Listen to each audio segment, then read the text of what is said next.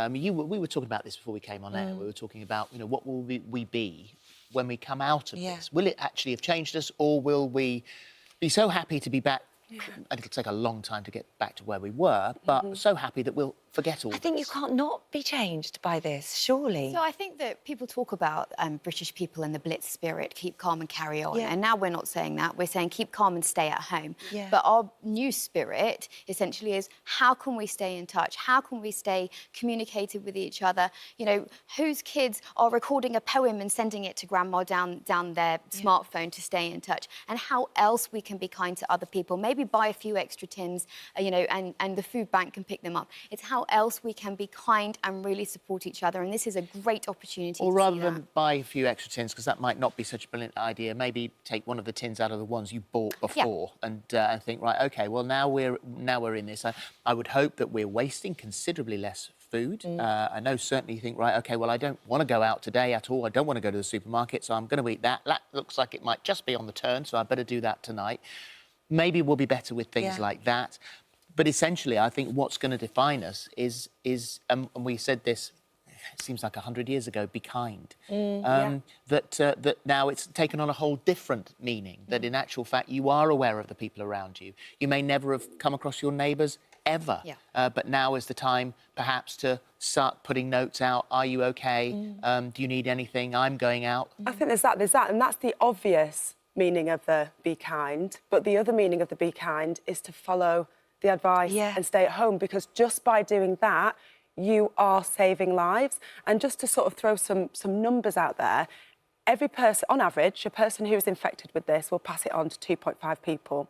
Those people will pass it on to 2.5 people, and on it goes. And if that happens, at 30 days, 400 people will be infected. Now, if that first person can halve the number of people that they infect, and every other person it's just half, at 30 days, it's 14.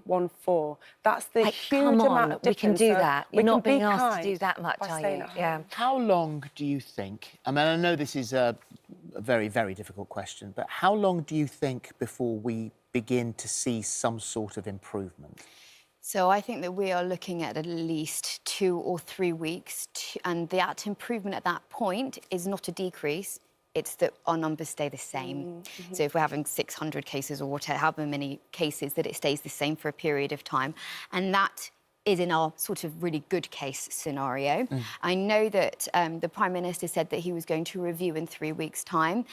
Me and my colleagues and I would be extraordinarily surprised if the rules got more lax in 3 weeks' time. It's possible that they would get stricter before they get more lax. And also, I think as for people, there are many people who, you guys, your profession, you save people's lives. That's what you do. That's what our NHS are doing right now up and down the country at breaking point, but they're saving people's lives. You don't normally get a chance to save someone's life, but in actual fact, what we're doing now, every single person in the country has the opportunity and the ability to save people's lives. And that is actually a really great way to explain to your kids. So I've got very young kids, and kids really pick up on the anxiety that they feel in the house, that they feel from their parents.